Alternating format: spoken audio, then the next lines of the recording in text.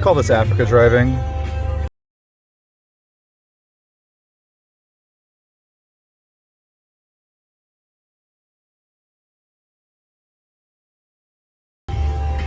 Take that, Elon. All right, so I have purchased some takeoff suspension from a Gladiator Rubicon for 300 bucks.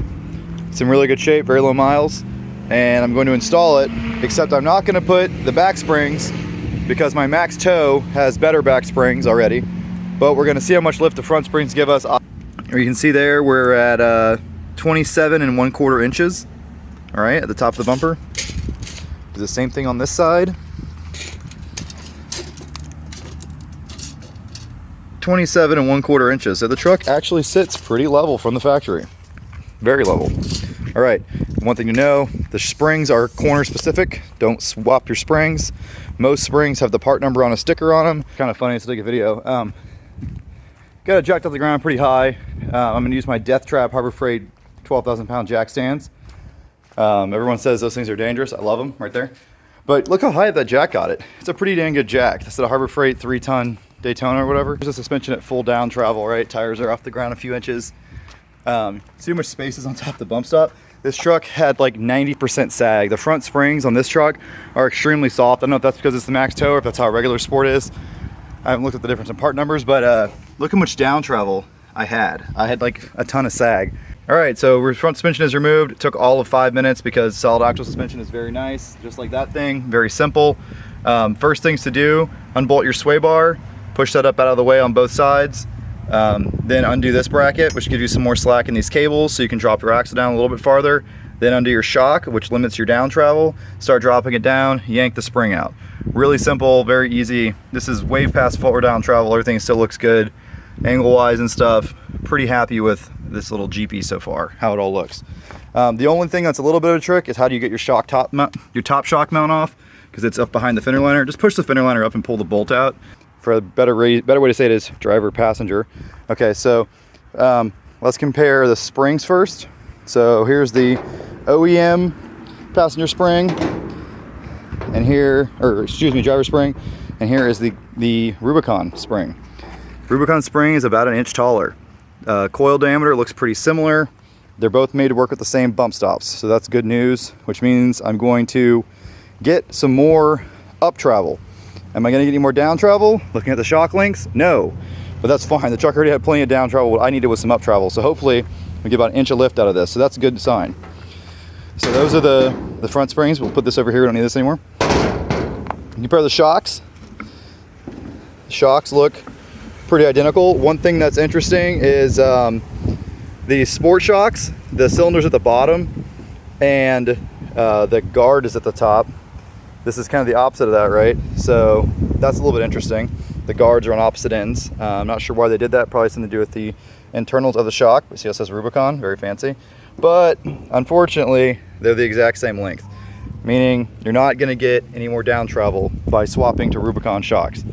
You're not gonna get any more travel, period, is actually what's gonna happen. Same travel, not why I did this for get some better dampening. So, not too sad about that. All right, so again, don't get your springs confused. The 3.9 is the left. I had them actually swapped already. And the 4.0 is the right. And for some reason, it seems like a lot of cars are like this, but the driver's side spring or the left spring is the one that is a little longer. I'm gonna go ahead and compare that to these other two to make sure I didn't mix it up. I'm with the front, so you throw the shocks in the rear. Definitely looks higher. You see the nice Fox sticker. Probably the best part of the upgrade is the sex appeal of having a Fox sticker.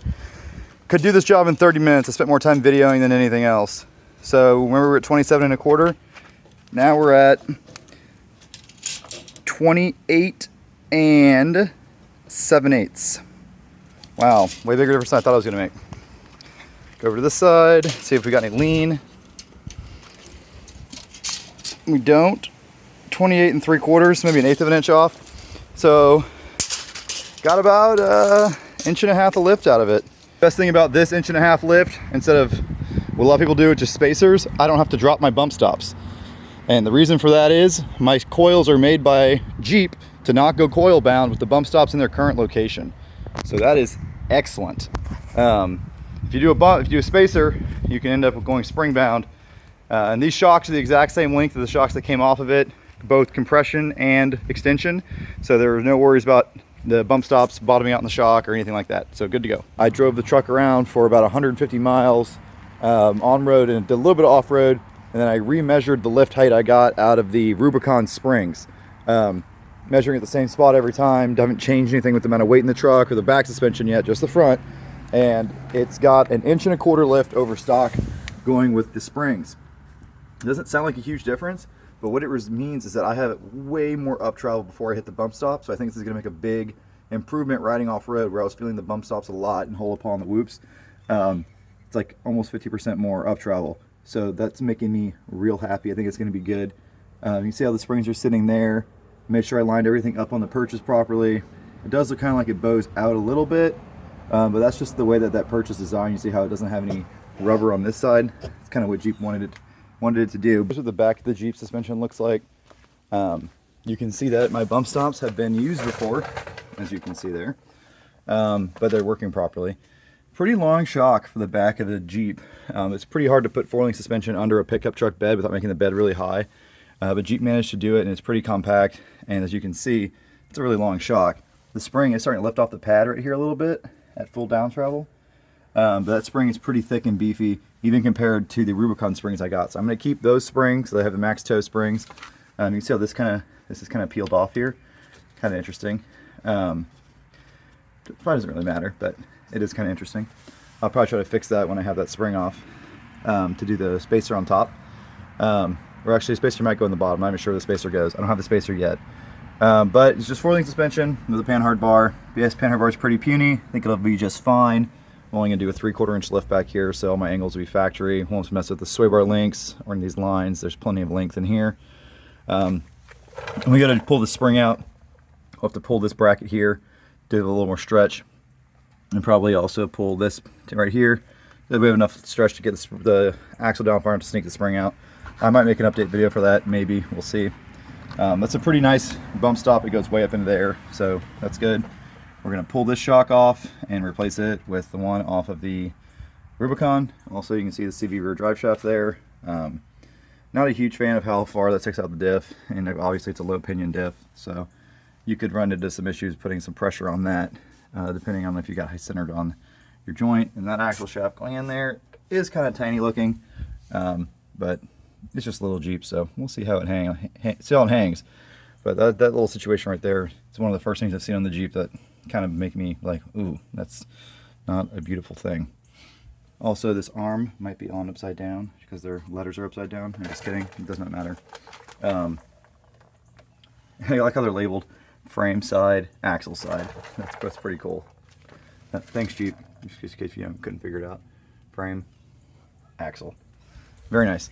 All right, so we're gonna swap the shock. Same thing in the front, just push this up out of the way, pull that nut off. There's a bolt nut there, there's a bolt nut there. Taking out the hole paw to go test out the new shocks and the new tires and the new front springs. So far on the road, I don't notice much of a difference in ride as far as it being more or less bouncy or anything like that between the stock sport shocks and the Fox Rubicon shocks. It seems very similar. I think it's going to be pretty similar off-road too. You know, the best thing about the Fox shocks is they look cool. I think that's the biggest benefit. The stock shocks that came on this Sport S were actually really good off-road. So I don't expect a huge benefit there, but maybe having a little more up travel in the front with the Gladiator front springs will make a difference. All right, so we're at our hole paw, made it to the power line mud holes. So far, not super impressed with these shocks. I don't think they're as much of a noticeable difference between the stock shocks I had on my Sport and these takeoffs from a, excuse me, there's a two-stroke going by, and these takeoffs from a Rubicon. It's just in the whoops and stuff. I mean, it just feels about the same. The front end of the truck feels a little bit stiffer, which is kind of what I'd expect from the Rubicon springs. But as far as the dampening, the amount of bucking and stuff, real similar. A lot of people swear by these shocks like it's a night and day difference. Not really feeling that. To me, it feels pretty similar. The extra ride height in the front is good, though. I haven't felt the front bump stops yet, so that's definitely a good. I do have a noise that kind of sounds like a spring not seating happy or something. So I'm not sure where that noise is coming from. We'll have to investigate that throughout the day. That is definitely new since adding the tires and the shocks.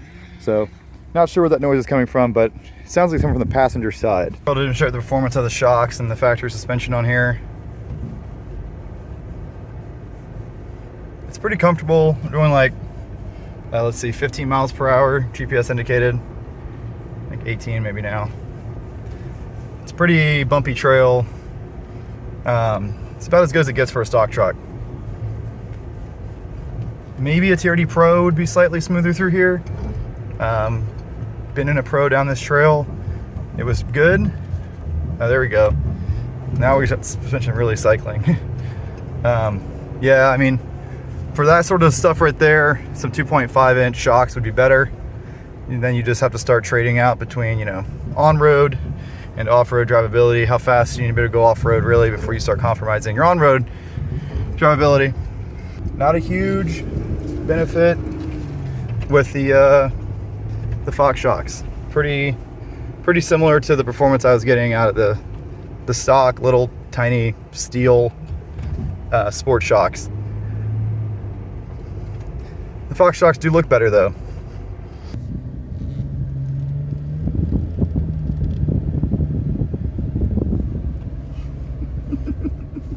These tires are a little aggressive for this kind of sand. You know, they're very aggressive mud terrain. But overall, I like them a lot. I think in the mud, they're great. In the swampy stuff, you know, they'll keep me from having to struggle in the deep stuff where I might be worried about spending too much time in the water, coming through the door seals and stuff. So these give you the confidence to kind of wade through that deep stuff knowing you got the traction, which is what I was going for. But, you know, this Jeep was extremely capable on the stock tires too.